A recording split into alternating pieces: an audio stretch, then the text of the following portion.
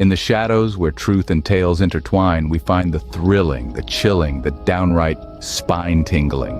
From the paranormal to the peculiar, every echo has a story. Dare to delve into the unexpected, the unexplained? Brace yourself, for you're about to embark on a journey where fear meets fascination. Stay tuned if you dare, for stories that will make your heart race and your mind ponder. Welcome to the realm of the eerie, the realm of the unknown. And remember, like and subscribe, if you dare. Ever pondered over the origins of the fearful creature, the werewolf? This chilling narrative begins over 4 millennia ago, nestled within the pages of the ancient epic of Gilgamesh, one of the earliest known pieces of literature. Our tale centers around Gilgamesh, a god-king and the son of Lugalbanda, the 5th king of the first dynasty, believed to have reigned around 2600 BC. Gilgamesh was no ordinary man, but a demigod with a direct connection to the supernatural, a connection that would lead him to a fateful encounter with the goddess Ishtar. Ishtar, the goddess of fertility, love, war, and sex, was well known for her capricious nature and her many lovers. One of these was a humble shepherd who had fallen deeply in love with her.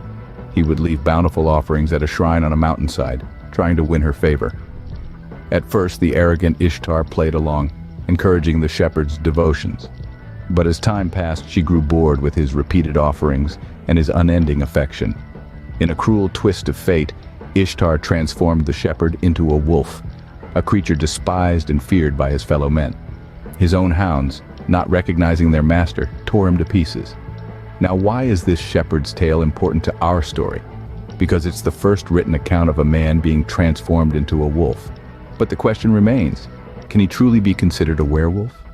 After all, the term werewolf, as we know it, suggests a transformation that is reversible, a creature that is part man, part wolf, and not a man cursed to live out his days as a beast. The shepherd, cursed by a goddess for his devotion, met a tragic end that has echoed through the ages. His tale, woven into the fabric of one of the oldest stories known to man, may just hold the origins of the werewolf myth that continues to haunt us to this day. So was this shepherd the first werewolf in history? Let's delve deeper into his tale. Ishtar, a goddess known for her fickleness, plays a significant role in our tale. This ancient deity, often portrayed with a bow, a quiver of arrows, and a lion, is an embodiment of both nurturing and destructive forces. Her dualistic nature made her a revered yet feared figure in ancient Mesopotamia. Ishtar was the goddess of fertility, love, war, and sex, a combination that made her a force to reckon with. Her reputation? Well, let's just say it was as volatile as the goddess herself. This was a goddess who did not shy away from expressing her desires or exercising her power, often with disastrous consequences for those who found themselves in her crosshairs. Take her past relationships, for example. Ishtar was known to have many lovers, but these dalliances rarely ended well. There was Tammuz, the god of vegetation, who spent half the year in the underworld as a result of his relationship with Ishtar. And then there was the bird god, Imdugud, who Ishtar turned into a scorpion-like creature after growing tired of him. But perhaps the most poignant of these doomed romances was that of a young shepherd who fell head over heels in love with Ishtar. He offered her bountiful gifts, lavishing her with the kind of devotion that would make any deity blush. At first, Ishtar was pleased, even intrigued. But as time passed, her interest waned. The shepherd's constant adoration, once a delight, now seemed tedious to the fickle goddess. And so, in a fit of boredom and perhaps a touch of malice, Ishtar did what she did best. She transformed the poor shepherd into a wolf, a tragic end for a man who had done nothing but adore her. His own hounds, unable to recognize their master in this new form, tore him to shreds. A chilling reminder of the capriciousness of the gods and the perils of unrequited love. The shepherd's love for Ishtar was his downfall, but how did this come to be? A humble shepherd, blinded by love and devotion, crosses paths with the volatile Ishtar. Our tale takes a chilling turn as we delve into the shepherd's story. A simple man of the fields, with a heart full of adoration for the goddess Ishtar, he was an embodiment of pure, unadulterated devotion. His days were spent tending his flock, his nights spent under the open sky, whispering prayers to his beloved goddess. His offerings were not those of gold or jewels, but of his hard work and toil. He brought forth the finest wool from his flock, the freshest milk, and the most succulent mutton. His shrine on the mountainside was a testament to his love, adorned with these humble offerings. The shepherd's actions did not go unnoticed. Ishtar, intrigued by his unwavering devotion, began to take interest in him. She was accustomed to the lavish gifts of kings and nobles, but this was different. It was simple, sincere, and heartfelt. It was a novelty that amused her, a shiny new toy to play with. Now, this is where our story veers into the realm of horror. You see, the shepherd was not simply taken with the goddess, he was utterly consumed by his love for her. His every waking moment was dedicated to her, a blind devotion that clouded his judgment, made him susceptible to the whims of the volatile Ishtar. His love, pure though it was, led him to a path of darkness. As the shepherd's adoration grew, so did his obsession. His offerings became more extravagant, his prayers more fervent. Ishtar, initially intrigued, soon grew bored. His devotion, once a source of amusement, became a nuisance. His love story was about to take a horrifying turn. The shepherd, blinded by his love, failed to see the signs. He continued his devotions, oblivious to the growing disinterest of his beloved goddess. His love, however, was not rewarded as he had hoped. The shepherd's tale takes a horrifying turn as Ishtar's interest wanes. The shepherd, once the object of Ishtar's fleeting affection, suddenly finds himself on the receiving end of her capricious nature. One can only imagine the fear and confusion coursing through his veins as he senses a change in the air. The once warm and inviting gaze of the goddess, now glacial, her flirtatious smile turned into a cruel smirk. Unbeknownst to him, he was about to embark on a journey that would forever change his life and the annals of mythology. Ishtar, filled with boredom and annoyance, decided to transform the shepherd, the man who had offered her so much, into a creature of the night, a beast feared by many, a wolf. Imagine the shock that must have gripped the shepherd as his body began to change. His hands, once used to guide his flock, began to morph into paws. His skin, once smooth and warm, now covered in coarse fur. His face, once human, now a wolf's snout filled with sharp, menacing teeth. The horror of his transformation is made all the more terrifying by the fact it was not a gradual change, but rather a sudden and painful metamorphosis. He was trapped in a nightmare that was all too real. His heart pounding in his chest, his mind a whirlwind of terror and disbelief. The shepherd, now a wolf, must have felt a sense of betrayal. Ishtar, the goddess he had devoted himself to, had turned him into a monster. He was left alone, to wander the wilderness he once roamed as a man, now a beast. The ultimate horror came not from his transformation, but from the gruesome end that awaited him. Imagine the shock and despair as the shepherd, now a wolf, was set upon by his own hounds. The dogs he had raised and cared for turned against him in his hour of need. In a terrifying twist, the shepherd's own hounds tear him to pieces. The shepherd's tale ends in tragedy, but does it mark the birth of the werewolf legend? As we dive deeper into the murky waters of ancient folklore, we find ourselves questioning the shepherd's transformation. Was this the first werewolf, or just a man-turned-beast as punishment for his unrequited love? Modern werewolf myths often feature a full moon, a curse, or a bite from another werewolf as the catalyst for the transformation. Our shepherd, however, was transformed by a whimsical goddess out of sheer boredom. There was no full moon, no curse, and definitely no bite.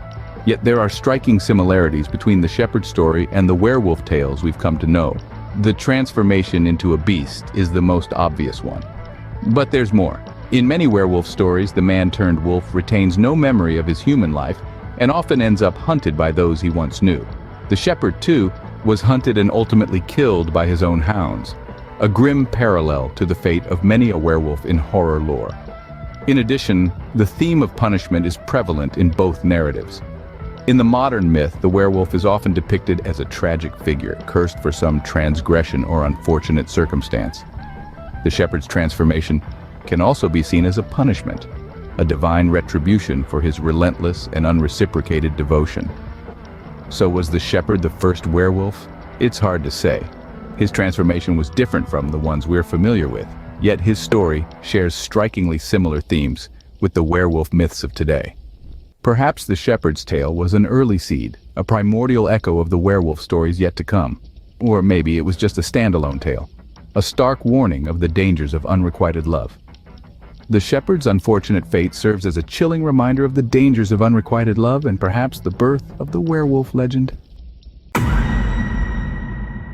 Have you ever heard the chilling story of Nisiros, a soldier who witnessed an unthinkable transformation?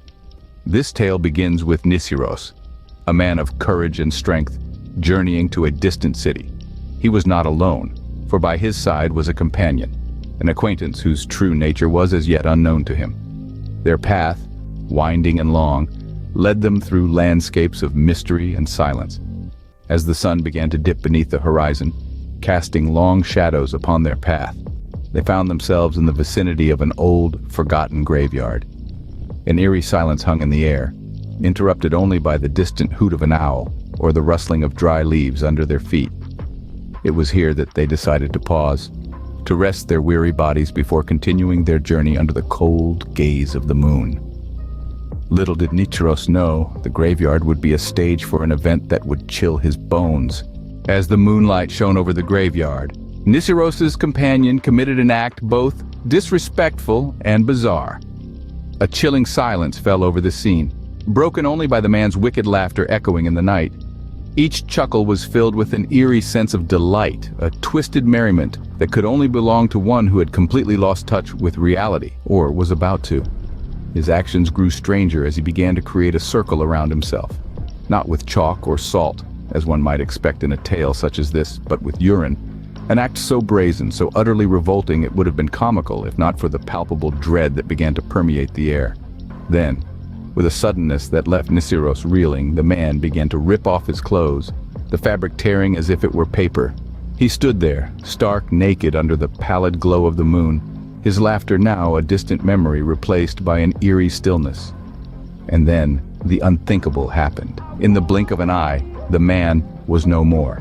In his place stood a creature of nightmares, a wolf, its eyes glowing with an unholy light. The transformation was so swift, so complete, it left Nisiros questioning his own sanity. Could this truly be happening? Or was he lost in some macabre dream? The wolf raised its head, its eyes reflecting the ghostly moonlight, and let out a howl that echoed off the gravestones, a chilling testament to the unholy transformation that had just taken place. Then, with a speed that belied its size, it bolted into the night, leaving a stunned Nisiros in its wake. And just like that, Nisiros was left alone, watching the creature his companion had become howling and running toward the nearby town. He was left to grapple with the impossible, to question the very fabric of reality. A man, a friend, had become a beast before his very eyes. The night was no longer a blanket of tranquility, but a canvas for nightmares to unfold. Nisiros, trembling with fear, approached the discarded clothes of his companion, only to find another shock awaiting him. His heart pounded in his chest as he reached out, expecting to feel the soft fabric of his companion's attire. Instead, he was met with the cold, hard sensation of stone. The garments had transformed, much like the man who had worn them. This bizarre twist left Nisiros in even greater disbelief. Now, alone and terrified, Nisiros embarked on the remainder of his journey. His mind raced with 1,000 thoughts, each more horrifying than the last. His companion's transformation and the stone garments were a chilling testament to the supernatural powers at play. He gripped his sword tightly, ready to face whatever lay ahead. As he ventured towards the town, Nisiros was haunted by his own fears. Even the mundane seemed threatening. Every rustle of the leaves made him jump. Every shadow seemed to morph into nightmarish forms. He swung his sword wildly at these phantoms of his imagination, his heart pounding in his chest. His once steady hand was now shaky, and his brave soldier's heart was filled with dread. The journey seemed endless, but eventually the silhouette of the town came into view. A sense of relief washed over Nisiros, but it was quickly replaced with a renewed sense of fear. What had become of the town? Had the Wolfman wreaked havoc there as well? As he drew closer, he could hear the distant murmur of voices. He could see the flickering lights of homes, but the normalcy of the scene did nothing to calm his fears. He was a soldier after all, trained to expect the unexpected, to prepare for the worst. Finally, Nisiros reached the town, his heart pounding with dread and confusion. His journey had come to an end, but the real horror was just beginning. Unbeknownst to him, the tale of the Wolfman was far from over. It was a story that would haunt him and the town for many nights to come. The town held its own tale of terror, adding another layer to Nikiros' fear. As Nikiros entered the town, each heartbeat echoing his trepidation, he met a woman whose face was etched with the lines of a chilling story. Her tale began with the arrival of a horrifying wolf, a beast of nightmares, its eyes glowing with a wicked hunger. This wasn't a creature of the wild, but a monster that had taken a liking to the taste of domesticated life. The wolf had prowled through the town under the cloak of darkness, drawn by the scent of the farm animals. It had attacked with a savage ferocity, leaving behind a gruesome tableau of torn bodies and pools of blood. The town, once brimming with life, was now painted with the colors of death. The woman's voice trembled as she recounted the horror visited upon them, her eyes reflecting the nightmarish images. Yet the wolf's reign of terror was short-lived. A servant, braver than all, had faced the beast.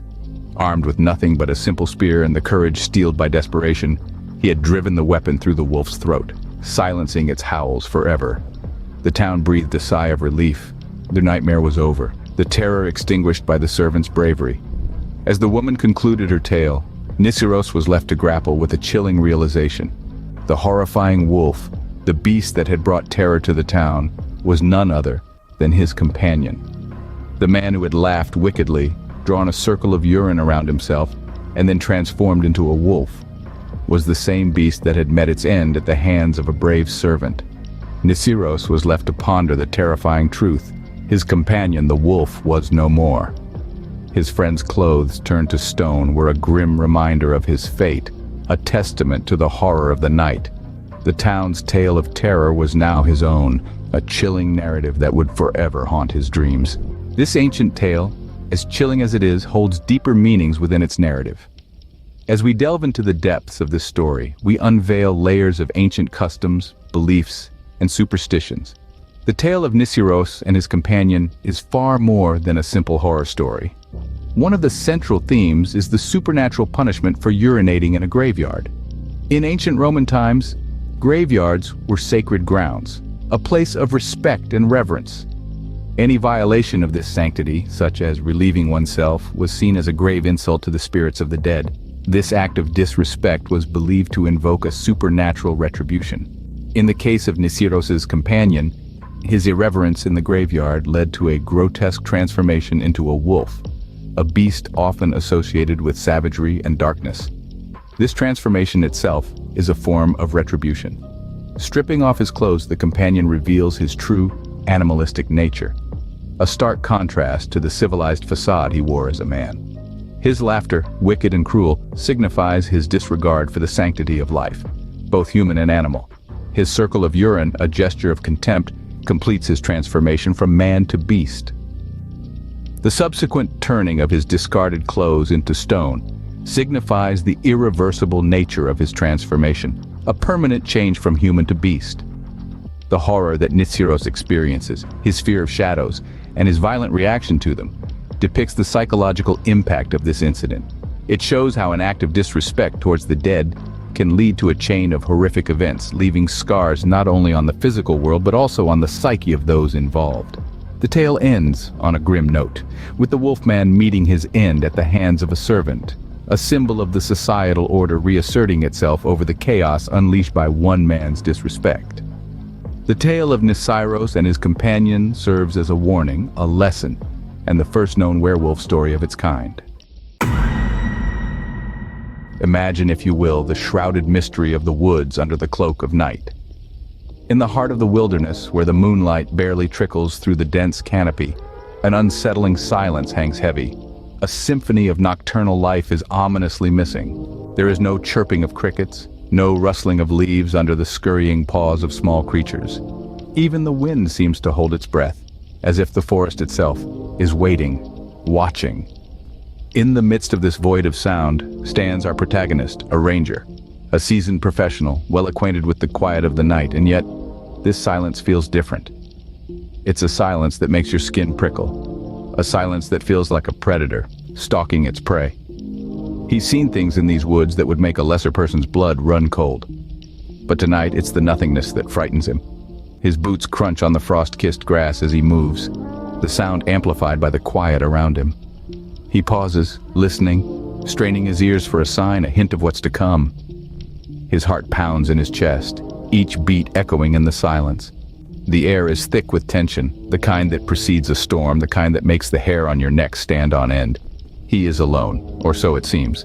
But there's a feeling, an instinct, born from years of navigating the woods that tells him otherwise. He can't shake off the sensation of being watched, followed. His eyes dart around, trying to penetrate the darkness that surrounds him. His hand instinctively reaches for the radio at his side, but he hesitates. The silence has a grip on him now.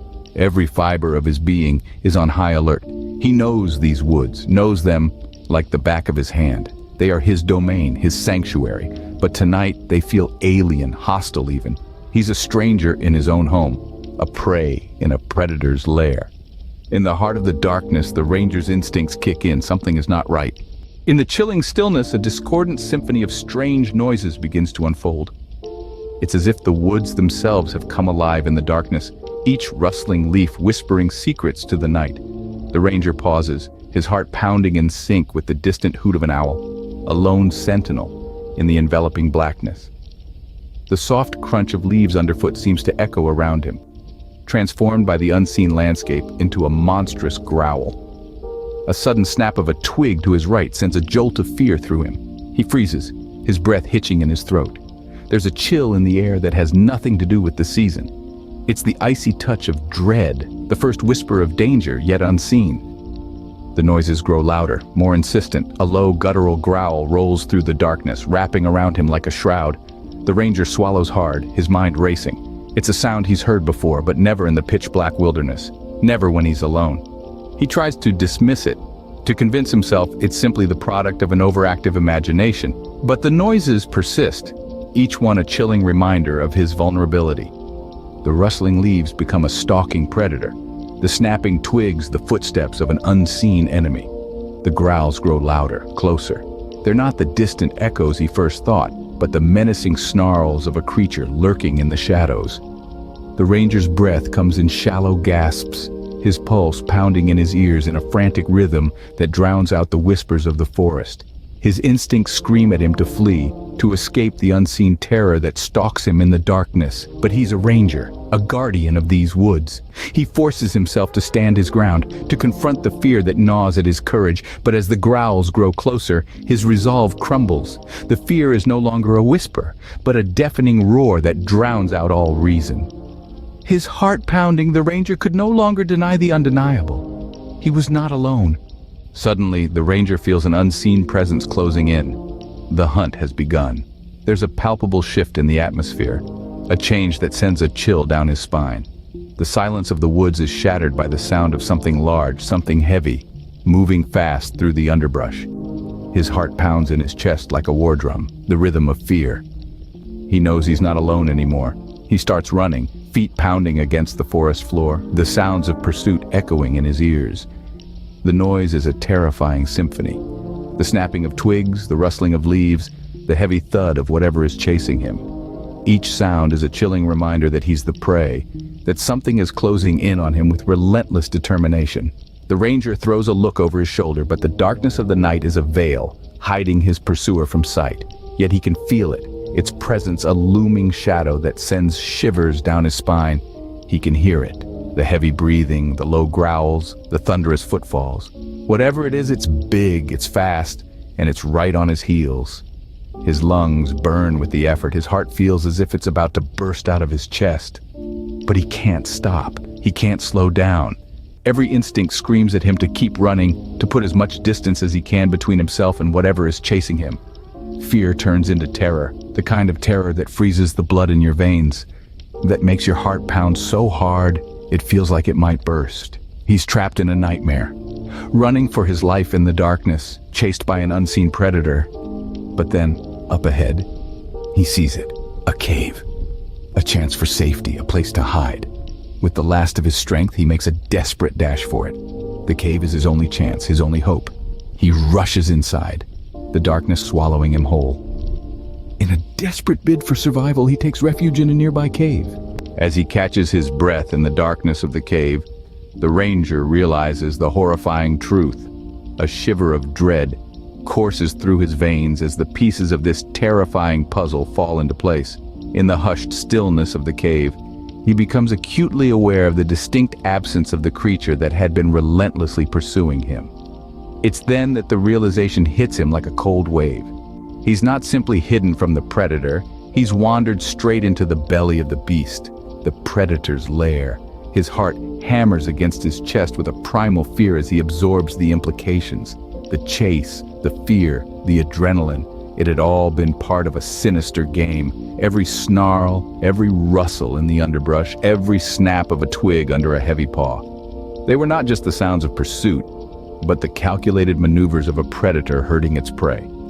The beast had been directing him here, to this cave, all along. He barely has time to process this chilling revelation when a low growl rumbles through the darkness. The growl morphs into a deep, guttural howl that reverberates off the cave walls, echoing in the hollow spaces and chilling his blood. The predator reveals itself. The werewolf, a monstrous creature of nightmares. Its eyes glow an eerie yellow in the dim light. Its fur bristles with a primal ferocity, and its snarling mouth reveals rows of gleaming, razor-sharp teeth. The sight is paralyzing, a stark reminder of the harsh reality of nature, the brutal, unyielding law of the predator and the prey. As the werewolf steps into the light, the ranger's heart skips a beat. The monstrous creature is not alone. His blood turns to ice as he hears the chilling sounds of young werewolves behind him. The lair isn't just home to a single beast, it's a den, a family of predators. And he, the ranger, is their prey. The ranger's blood turns to ice as he hears the chilling sounds of young werewolves behind him. The ranger turns around, his eyes meeting the gleaming eyes of the young werewolves. The cold, calculating gaze of the predator's offspring sends a shiver down his spine, a chilling crescendo to the symphony of fear that's been his reality for these past few moments. The shadows of the cave dance upon their fur, giving them an almost spectral appearance. The ranger's breaths grow shallow, quick, matching the erratic beat of his heart. He can feel the weight of his impending doom hanging heavy in the cool, damp cave air. His hand inches towards his belt, fingers brushing against the cold comfort of his trusty knife. But he knows deep down that it's futile. The odds are stacked against him, a lone man against a pack of nature's most ruthless predators. The hopelessness of the situation seeps into his bones, chilling him more than the autumn wind ever could. The silence of the cave is shattered as the youngest of the pack lunges forward, a low growl echoing off the cave walls. The tension peaks, a palpable force that seems to vibrate in the air around them. The ranger's heart pounds in his chest, a wild drum echoing the primal fear coursing through his veins. He braces himself for the impending attack, every muscle in his body coiled tight, ready to fight, to survive. But the onslaught comes too swiftly, too brutally. The young werewolves are upon him, their growls and snarls filling the cave with a terrifying cacophony. The ranger fights, his screams of defiance swallowed by the chorus of the wild. Each snarl, each growl, each snap of jaws is a stark reminder of the ranger's plight. But the fight is short-lived. The outcome predestined. The ranger's strength wanes, his struggle against the inevitable weakening, and then silence. The only sound left is the harsh panting of the young werewolves, their eyes still gleaming in the dark, victorious. The woods echo with the ranger's faint screams, a chilling reminder of the untamed horror lurking in the darkness. Imagine a forest, not just any forest, but a forest shrouded in a veil of mystery and dread. This is the enchanted forest, a place where the trees, ancient and gnarled, seem to speak in hushed whispers, where the wind carries tales of caution, and where the very air you breathe seems to shudder with an uncanny chill. This is not a place for the faint of heart. The forest, with its thick, sprawling canopy and shadows that stretch like long, grasping fingers, is a world of its own. It's a world where the sun rarely dares to peek, and where the moon, pale and watchful, casts an ominous glow upon the woodland floor. The silence here is not peaceful. It's a silence that clings, that creeps, that makes you feel as if you're being watched by unseen eyes. It's a silence that's broken only by the distant hooting of an owl, or the rustle of leaves as something unseen stirs in the undergrowth. Among the locals, the forest is not just a place. It's a character, a living, breathing entity with a will and a spirit of its own.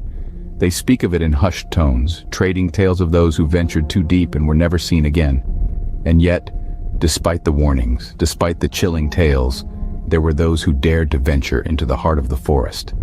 Among them, a young couple, adventurous and in love. They planned a romantic camping trip, a chance to escape the hustle and bustle of the city and lose themselves in the beauty of nature. With hearts full of excitement and a car packed with camping gear, they set off, eager to make memories that would last a lifetime. But the forest watched. It waited. For beneath its beautiful facade, it hid secrets darker than the deepest shadows, secrets it guarded fiercely. As the couple ventured deeper into its embrace, they were oblivious to the eyes that watched them, to the danger that lurked in the shadows. Unbeknownst to them, they would soon become part of the forest's mystery.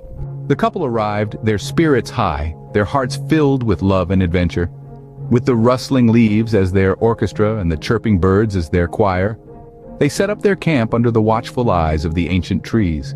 The canvas tent, a symbol of their temporary home, was pitched with joyous laughter and shared glances. The air was thick with the scent of pine and the promise of cherished memories. Yet, as the afternoon waned, subtle changes began to creep in. The once vibrant forest seemed to lose its warmth, the temperature taking an unexpected plunge. An unsettling silence fell, the birdsong replaced by an eerie quietness. The woods, once a haven of beauty and tranquility, now seemed to hold their breath in anticipation. The couple, oblivious to these changes, carried on, their laughter echoing in the stillness.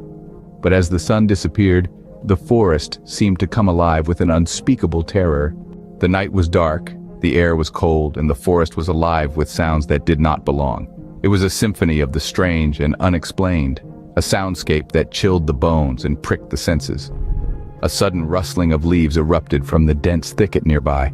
It was not the gentle whisper of a passing breeze, but an ominous, disruptive sound that shattered the silence like fragile glass. It was a sound that spoke of a presence, an entity that was not merely passing through, but stalking, watching.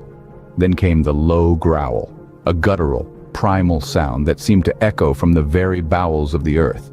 It was a sound that transcended language, a sound that spoke directly to the most ancient and primal part of the human psyche. It was a sound that said, quite simply, predator.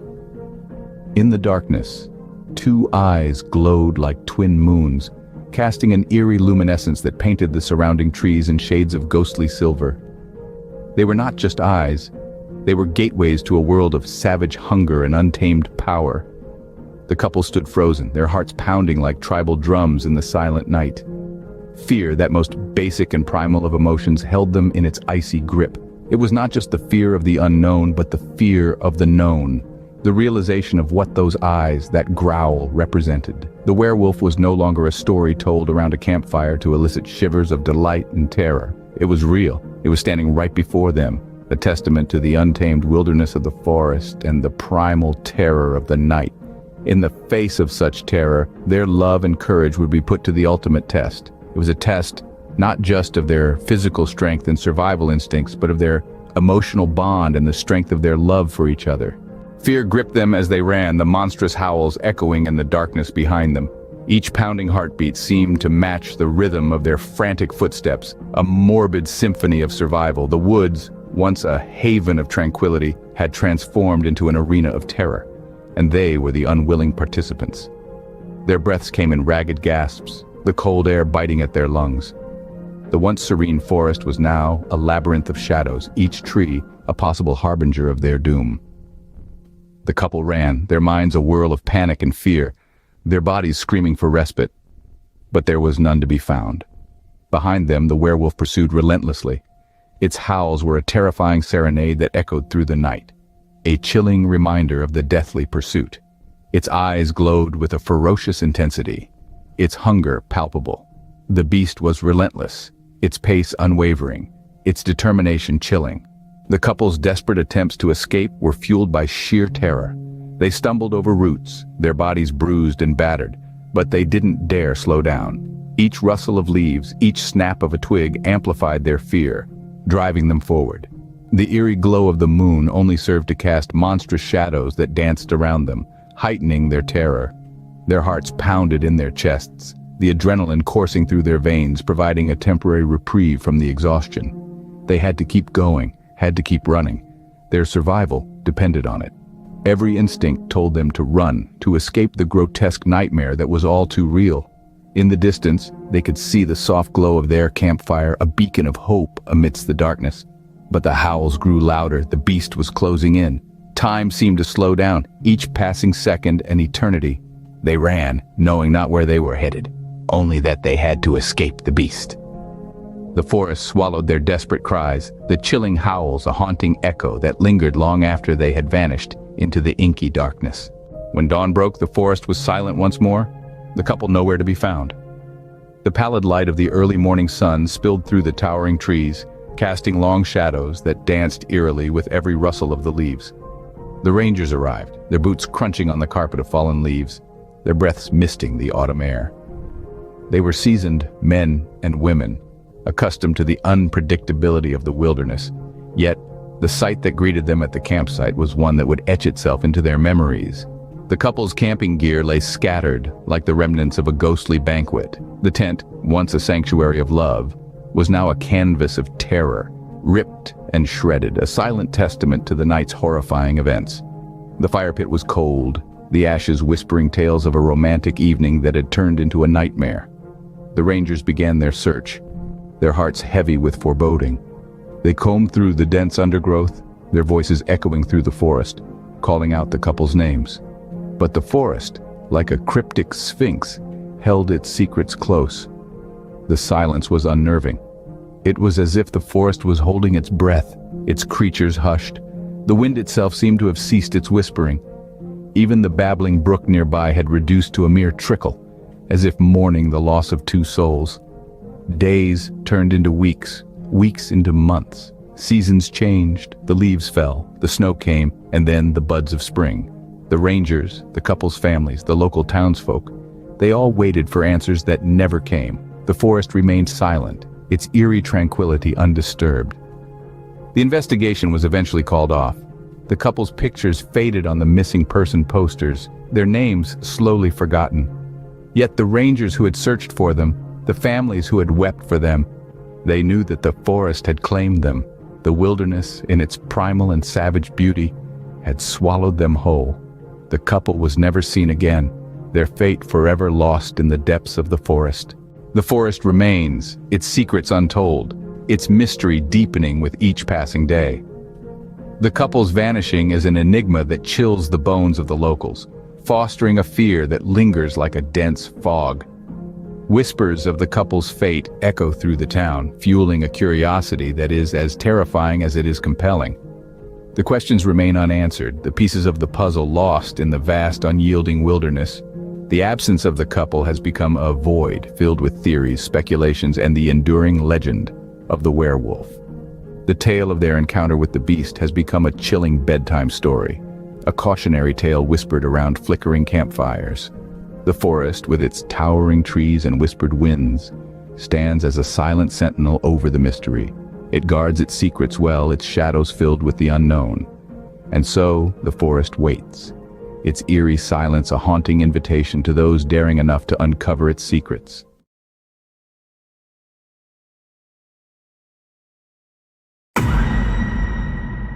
On a crisp morning, a father and son ventured into the vibrant, lush forest for a day of hunting. The woods teemed with life, a symphony of nature's hums and chirps, rustles and roars. The air was fresh, filled with the scent of damp earth and the faint, sweet whiff of blooming flowers.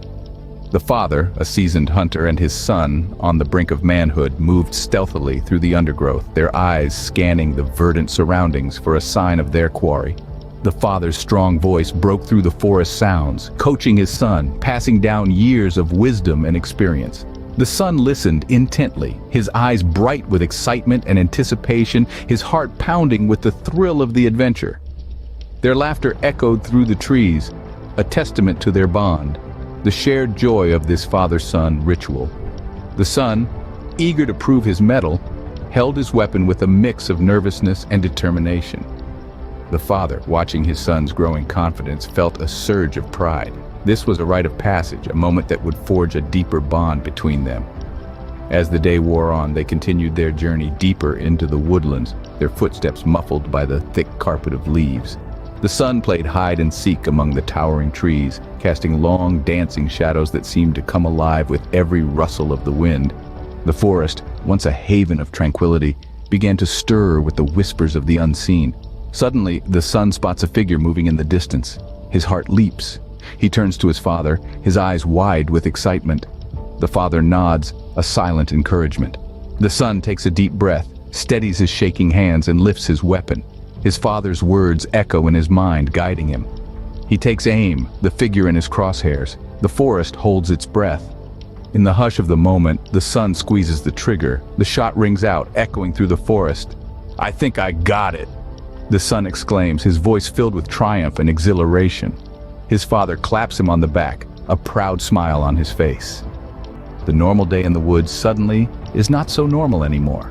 The father and son, hopeful of a successful hunt, approach the spot where the son took his shot only to find traces of blood. Their hearts sink as their eyes scan the greenery, finding no trophy to claim. The son's first kill, his rite of passage into manhood, is but a smear of crimson on the forest floor. Disappointment hangs heavy in the air. But the father, ever the teacher, sees an opportunity. He begins to track the wounded creature, his son following in his footsteps. They delve deeper into the woods, the underbrush growing denser with each step. The father's eyes are sharp, his senses tuned to the subtle signs of the forest. Yet, in their pursuit, they lose sight of their own trail. The path they had carved in the vibrant, animal-filled forest disappears, swallowed by the green abyss. Their laughter and bonding are replaced by a growing sense of unease. They are lost. With the sun setting, the father makes a decision. They will have to camp for the night to find their way back at the first light of dawn. The son, though worried, hides his fear behind a brave face, eager to prove his courage to his father. They gather logs, build a fire, and settle down on the cold woodland floor. The forest, once filled with the cacophony of nature's orchestra, now echoes with their breaths and the crackling of the fire. As they sit huddled around the campfire, they hear the occasional hoot of an owl, the scuttle of a squirrel, the rustle of leaves. But then, as if nature herself is holding her breath, the forest falls silent. An eerie stillness envelops them, the only sound their own heartbeats pounding in their ears. The once vibrant forest, now a shadowy labyrinth, waits in anticipation. As they settle around the campfire, the once vibrant forest falls eerily silent. In the deafening silence, a rustling sound grows louder, prompting the father to pull out a flashlight and his rifle. The forest, once vibrant and full of life, had become a stage for an eerie play of shadows and sounds. The father, a seasoned hunter, could sense a change in the air, a growing unease that made the hairs stand up on the back of his neck. His son, trying to be brave, stood close behind him, his small hand clutching the back of his father's coat. The rustling grew louder, more insistent, and the father's heart pounded like a drum echoing through the silence. He scanned the dark undergrowth with his flashlight, and then he saw them. Two red eyes glowing like embers in the night, staring back at him. A shiver ran down his spine as the light from his torch flickered off the creature's eyes, casting an eerie glow in the darkness. The father tried to steady his trembling hands as he raised his rifle, his every instinct screaming at him to protect his child. But then, from the depths of the undergrowth, a figure emerged, a massive, hulking silhouette, shrouded in darkness. It stood upright like a man, but its head was that of a wolf, its teeth sharp and glistening in the moonlight. The father's blood ran cold as he realized they were not dealing with an ordinary animal. With a fearful command, the father tells his son to run, his voice barely above a whisper, but filled with urgency. "Run as fast as you can, and don't look back." The young boy, his eyes wide with fear, turned on his heels and bolted into the darkness. As he ran, his father's desperate screams echoed through the forest, chilling and haunting, but then, as suddenly as they had started, they stopped. The forest fell into an unnerving silence once more, the only sound being the rustling of the leaves in the wind and the boy's breath, ragged and panicked. The son didn't dare to stop, didn't dare to look back. His father's last words ringing in his ears, pushing him forward, even as his heart pounded with dread. He ran until his legs felt like lead and his lungs burned.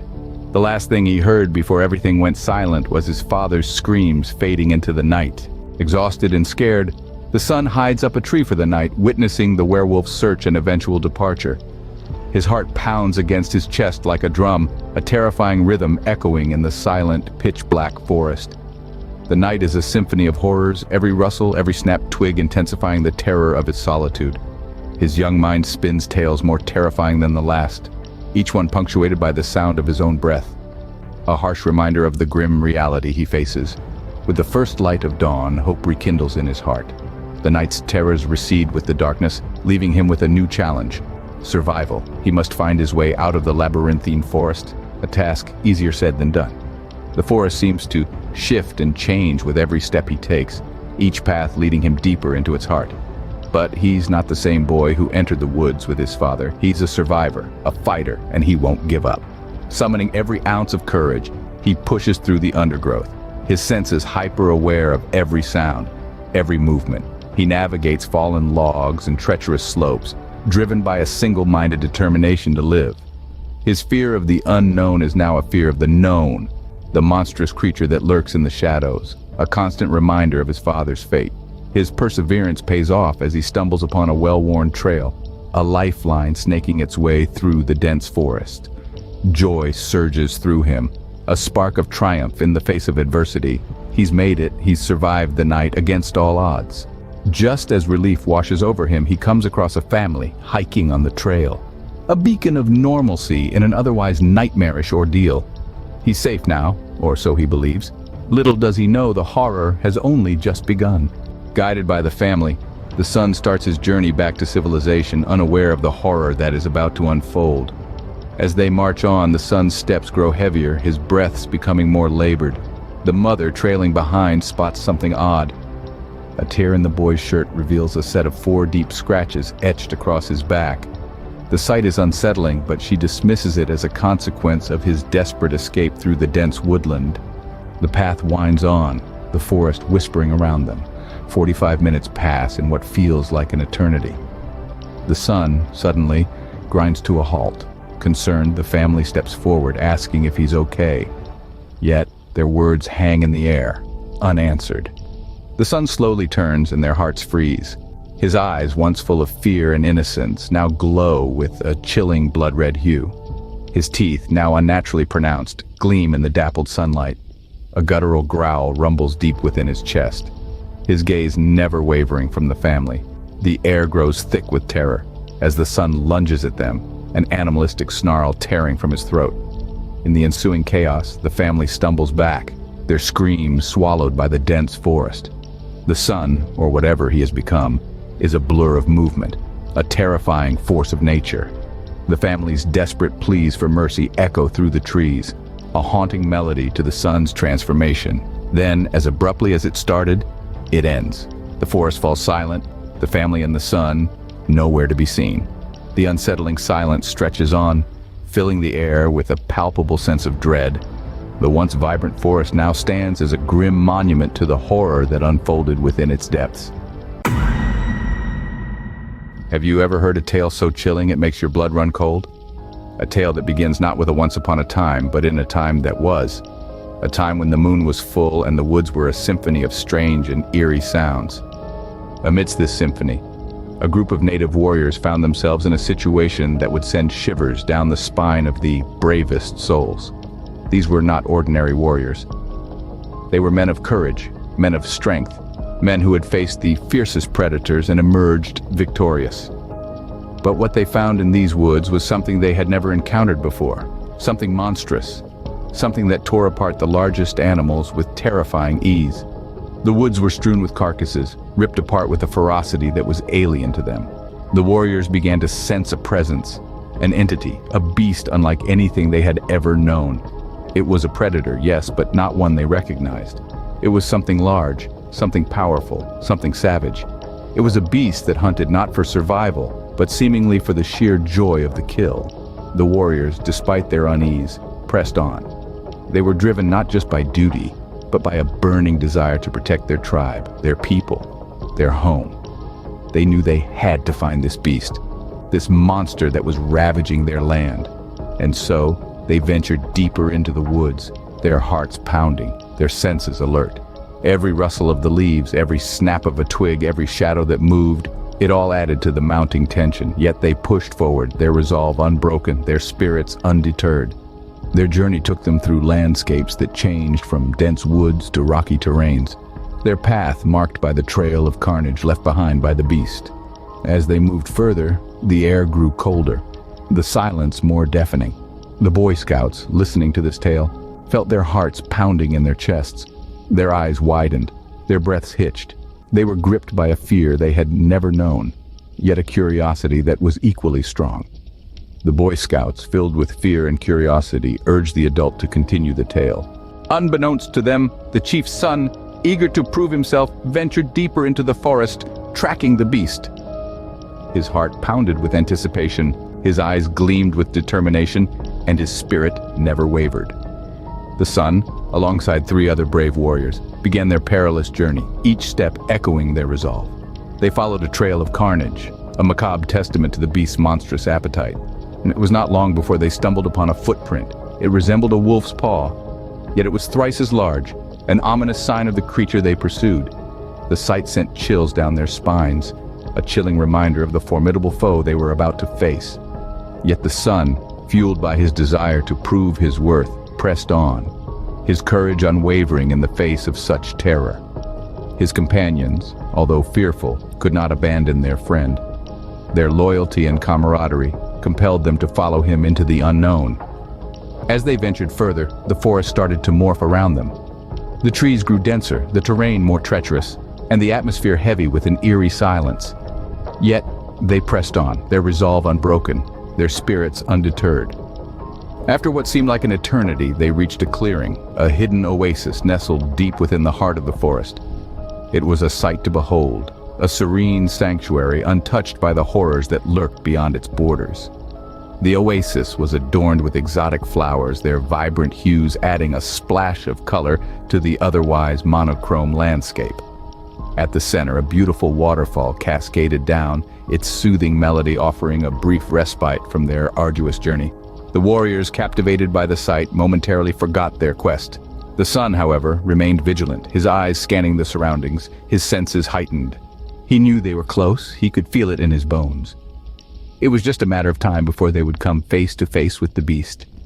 As they ventured deeper into the woods, they found a hidden oasis filled with exotic flowers and a beautiful waterfall. The beauty of the oasis was a stark contrast to the terror that awaited them, a calm before the storm that was about to unfold. Suddenly they heard a bone-chilling howl coming from the waterfall. The echo reverberated through the dense forest, striking fear into the bravest of hearts. Then from the shadows of the cave behind the cascading water, a monstrous figure emerged, a creature of nightmares, its eyes blazing with a predatory hunger, its fur matted with the blood of its recent kills. A beast, massive and terrifying, the embodiment of the legends whispered around the tribal fires. The chief's son, his heart pounding like a war drum in his chest, stepped forward with his spear. He was a warrior, the pride of his tribe, ready to face this terror in a battle of life and death. He signaled the others to stand down, his voice steady despite the tremor in his hands. This was his fight, his proving ground. His eyes never left the beast, his gaze as unyielding as the steel of his spear. The battle was fierce and brutal. The chief's son fought with the courage of his ancestors, his spear dancing in the moonlight. But the beast was relentless, its attacks savage and unyielding. One by one, the other warriors fell, their screams echoing through the forest, their blood staining the ground beneath them. Despite their sacrifice, they managed to weaken the beast, their final act a testament to their bravery. The chief's son was the last one standing. He was battered, bloodied, but not broken. With a roar of defiance, he plunged his spear into the heart of the beast. The beast let out a final, agonizing howl before collapsing to the ground, its reign of terror finally over. However, victory came at a great cost. The chief's son was gravely wounded, his body a map of pain and suffering. He collapsed by the stream, his breath ragged and shallow. He waited for death to claim him, his eyes staring at the moonlit sky. But death never came for him as his wounds slowly started to heal and his strength built. His body transformed, his senses heightened. He was becoming something more than human. The beast was dead, but its spirit lived on, in the heart of the brave warrior who had slain it.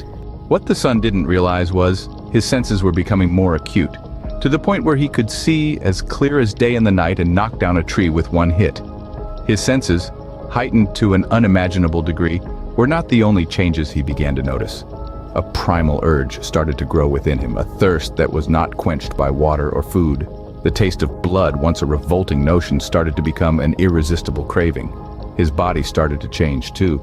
His wounds from the beast healed at an alarming rate, his muscles swelled with newfound strength, and his teeth, they started to sharpen, resembling the fangs of the very beast he had slain. It was a transformation of the most horrifying kind, a metamorphosis from man to monster. The son was no fool. He knew that he could not return to his tribe, not with this insatiable thirst for blood and this monstrous form that he had taken. He was a danger to them, a threat to the very people he had sought to protect. So he chose exile, choosing to dwell deep within the forest, far from the tribe. In the heart of the woods, he became the very thing he had hunted. A beast, lurking in the shadows, prowling under the moonlight, his yellow eyes glowing in the darkness. His existence became a tale of terror, a story whispered around the campfires. The tribes would tell tales of a monstrous creature, a beast with yellow eyes that hunted in the woods, a beast that was once their chief's son. The son was now lost to them, consumed by his monstrous form. But his legend lived on, a cautionary tale of bravery that turned into a curse, a tale of a hero who became a beast, a reminder of the thin line between man and monster.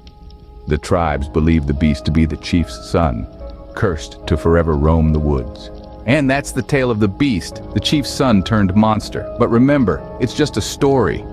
As the soothing, deep voice of the adult fades into the night, an ominous silence descends upon the campsite. The crackling of the campfire and the nocturnal symphony of the woods, once comforting, now seem to carry a sinister undertone. The Boy Scouts, huddled close together, find their hearts pounding in their chests. The once familiar surroundings of their campsite now seem alien and foreboding under the pale, ghostly glow of the moon. In their minds, they can still see the brave chief's son, his body transforming, his eyes turning a frightening, glowing yellow. They can still hear his anguished cries as he succumbs to the beast within him.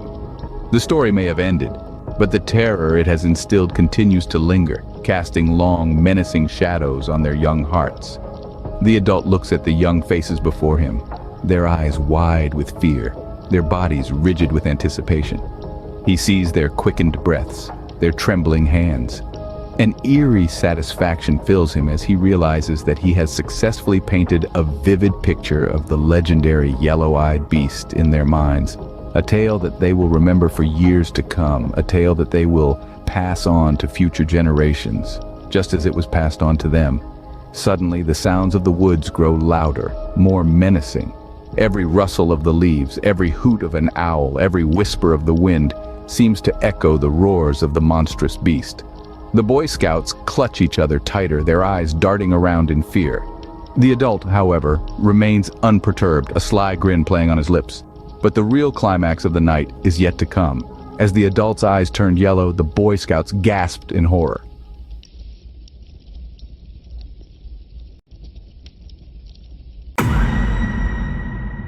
Imagine a family lighthearted and joyous, stepping into the dense, lush forest for a day of adventure. The air is thick with the scent of pine. The sun paints dappled patterns on the forest floor, and the symphony of nature plays in the background. Parents share tender moments, their laughter blending with the chirping of birds overhead. The children, consumed by a world of make-believe, embark on a game of hide-and-seek, their giggles echoing off the tree trunks. The forest, once a backdrop for their innocent play, suddenly morphs into a maze of shadows and secrets. The youngest, a sprightly boy with a mischievous glint in his eye, vanishes, swallowed by the green abyss. His siblings search in vain, their calls for him only returned by the rustling of leaves. His laughter, once echoing through the trees, was abruptly silenced. The family's joy turned to panic as they realized the boy was nowhere to be found. The once vibrant and lush forest now echoed with their desperate cries, the laughter and bonding of moments ago, a distant memory. The game of hide-and-seek had taken a horrifying turn. The youngest child, a boy, had vanished without a trace. The family scoured the area, hope dwindling with each passing moment. The father's eyes darted from one area of the forest to another, his heart pounding in his chest. The mother, clutching the hand of their daughter, made a decision. She would seek help, while the father continued the search. As the mother and daughter hurried towards the nearest ranger station, the father stumbled upon a chilling discovery. His son's shoe splattered with blood. His heart sank, dread seeping into his veins. He called out, his voice choked with fear and frustration. The forest swallowed his cries, offering nothing in return. Then, from the silence, a muffled scream. The father's heart lurched. It was faint, barely discernible, but it was there. A child's cry fading away into the distance. Fear gave way to determination. He had to find his son. He sprinted towards the sound, branches whipping at his face, leaves crunching underfoot. The mother, meanwhile, had reached the ranger station. Her words tumbled out in a rush. "My little boy is missing. We can't find him. Please help." The rangers trained for such situations immediately sprung into action, calling for search and rescue teams. Back in the forest, the father was losing ground. The cries were becoming fainter, more distant. But he pressed on, driven by a desperate hope. The forest seemed to close in around him, an eerie silence settling in. As the cries faded, the father plunged deeper into the unknowable wilderness. The search for his son was far from over, and the true horror of their predicament was only just beginning. There was a glimmer of hope when the mother reached the ranger station. Desperation etched on her face. She pleaded for help. The rangers, trained for such situations, sprang into action. Through the dense forest, they mobilized, forming a search and rescue operation of a magnitude rarely seen. 200 volunteers from nearby communities rallied to their call, their concern for the lost child uniting them in a common cause. Even the local army base contributed, their soldiers joining the search with a sense of disciplined urgency. The search dogs, their noses unmatched in their ability to track, were brought in, sniffing the air fervently. They picked up the boy's scent, their tails wagging with the promise of a successful search. But then, something strange happened. The dogs grew wary, their tails no longer wagging but tucked between their legs. They refused to continue, whimpering and looking back towards the safety of the ranger station. Was it the scent of an unknown predator that scared them? Or was it something else entirely? No one could tell, but one thing was certain. The boy's scent was there. Then, it wasn't. Like a candle extinguished by a sudden gust of wind, the trail ended abruptly. The search teams were left in silent bewilderment, their eyes scanning the dense forest, their hearts heavy with the daunting reality of the situation. As the sun began to dip below the horizon, painting the sky with hues of orange and purple, the sense of urgency grew. The forest grew darker, the shadows longer, and the sounds of the forest more haunting. Despite their best efforts, the boy remained lost. His scent disappeared and the search dogs refusing to continue. The scent trail ended abruptly, leaving the teams in silent bewilderment. The fading daylight marked the end of the day's search, but not the end of their resolve. They knew they would have to continue at first light, hoping against hope that the boy would be found safe and sound. As night fell, a new terror gripped the forest. The father, lost and desperate, stumbled upon a small platoon of army men. With the moonlight casting long, eerie shadows, they stood determined, armed with high-tech equipment and a resolve as unyielding as the towering trees around them. One of them, his face obscured by night vision goggles, offered a glimmer of hope in the oppressive darkness. The father, voice trembling with fear and exhaustion, shared his haunted tale. He spoke of the faint cries that echoed through the forest, cries that seemed to carry his son's voice. The army men, hardened by countless battles, felt a shiver of unease. Something was amiss, they knew, but they were soldiers, and they would not back down. Together, they ventured deeper into the heart of the forest. The cries grew louder, more distinct, guiding them like a siren song. They followed the sound, their footsteps muffled by the damp undergrowth, their breaths held in silent anticipation. As they reached the source, their hearts sank.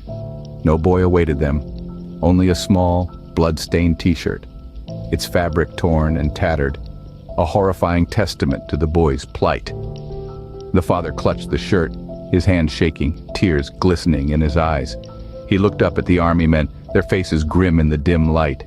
They shared a moment of silent understanding. The boy was still out there, somewhere, and he was not alone. The forest, once filled with the sounds of nocturnal creatures, fell eerily silent. A chill ran down their spines as they realized the boy might not be alone in the forest. The darkness around them seemed to close in, swallowing them whole, as they steeled themselves for the horrors that awaited them in the shadowy depths of the wilderness. Suddenly the forest erupted with the deafening howls of a beast. The cries were so piercing they seemed to cut through the calm of the night, leaving an echo of dread in their wake. It was no ordinary creature. This was something far more sinister. It was a beast that only the darkest corners of our fears could conceive. A werewolf-like creature, towering 10 feet tall, with an odor so foul, it felt like acid in your nostrils. The father and the small platoon of army men froze, their hearts pounding in their chests like war drums. The beast was hidden, its presence known only through the terror it inspired. Then, one by one, the men fell prey to the monstrous creature, each life snuffed out as swiftly and brutally as the last. Their bodies left as chilling reminders of the beast's savage power. The father, driven by desperate hope, pressed on. He moved through the darkness with a singular purpose, the cries of his son pulling him forward like a lifeline. But the beast was relentless. It hunted with a ruthless efficiency, leaving the father as the last man standing. His fear was drowned out by his desperation. He had to reach his son. He had to save him. But the beast, seeing this as a threat, lashed out. The father felt a crushing blow, a pain so intense it was almost surreal. His body crumpled to the ground, the echoes of his bones breaking, reverberating through the silent forest. His last sight was his son, sitting unharmed among the monsters, feeding on the fresh meat. The image was as horrifying as it was heartbreaking. His innocent child, sitting among the creatures of nightmares, partaking in their gruesome feast. The father's last breath was a silent plea for his son's safety, his last thought a prayer for the boy's soul. When dawn broke, there was no trace of the boy, his father, or the army men. The forest, once filled with the frantic energy of a search and rescue mission, had returned to its deceptive calm. The search teams combed the area with a fine-toothed comb, their efforts echoed by the mournful howls of their canine companions. But their search was in vain, yielding no answers, only more questions. The forest, with its lush green canopy and vibrant animal life, seemed to mock their efforts, hiding its secrets beneath a cloak of tranquility. The boy's shoe, the father's desperate cries, the blood-stained t-shirt, all had disappeared as if swallowed by the forest itself. The search and rescue teams, despite their best efforts and the assistance of over 200 volunteers, were left empty-handed. The boy's fate remains a mystery, leaving us with a chilling question. What happened to the boy?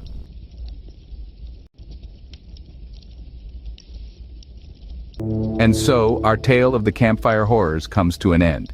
Until next time, sleep tight. Before we part ways, dear viewers, remember to stay vigilant. The Campfire Horrors may have been extinguished for now, but the embers of the unknown always remain. As you lay down to sleep tonight, don't forget the lessons from our tale. Safety is but a fleeting moment in a world of unseen. So, if you've enjoyed this journey into the abyss, don't forget to ring that bell and smash that like button. Do it before the thing under your bed decides to pay you a visit. Oh, and keep those night lights on. You never know what might be lurking in the dark. Thank you for embarking on this terrifying adventure with us. Until our paths cross again in another tale of the unknown. Goodbye and sweet dreams, if you can.